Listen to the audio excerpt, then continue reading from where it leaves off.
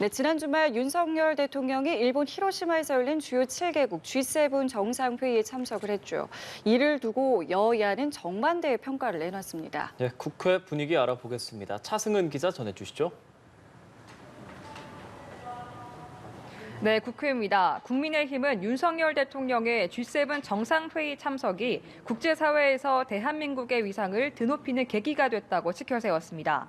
북한의 핵미사일 규탄 성명을 발표하고 일본, 미국과의 정상회담, 젤렌스키 우크라이나 대통령과의 만남을 통해 국익을 증대하고 국격을 높였다고 본 겁니다.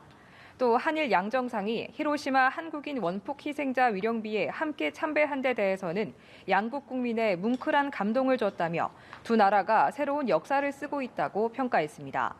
반면 더불어민주당에서는 짧은 시간에 대통령실이 언급한 업적들을 합의했는지 의문이라면서 심리적 정신승리라는 혹평이 나왔습니다. 특히 후쿠시마 오염수 방류 문제에 대한 비판이 거셌는데요. 정부가 오염수 시찰단의 구성도 알리지 않고 일정도 짧아서 안전성 검증이 어렵다며 오염수 검증 생각이 전혀 없어 보인다고 강하게 지적했습니다. 민주당은 시찰단을 국회에 출석시키는 방안도 적극 검토하겠다고 밝혔습니다. 네, 오는 25일 본회의를 앞두고 오늘 상임위에선 굵직한 법안 심사가 이어지고 있습니다. 특히 전세 사기 피해 지원 특별법, 법안 소위만 벌써 5번째인데 오늘 결론을 낼 수 있겠습니까? 네, 국회 국토교통위원회 소위에서 전세 사기 피해 지원 특별법안 논의가 이어지고 있습니다. 오전 8시부터 시작한 회의는 약 1시간 만에 정회했고 조금 전인 10시 반 재개됐습니다. 오늘로 벌써 5번째 법안 소위인데요.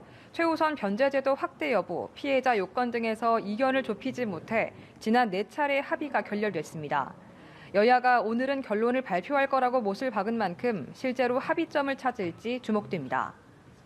김남국 의원의 가상자산 보유 논란 이후 관련 법안 심사도 속도를 내고 있습니다.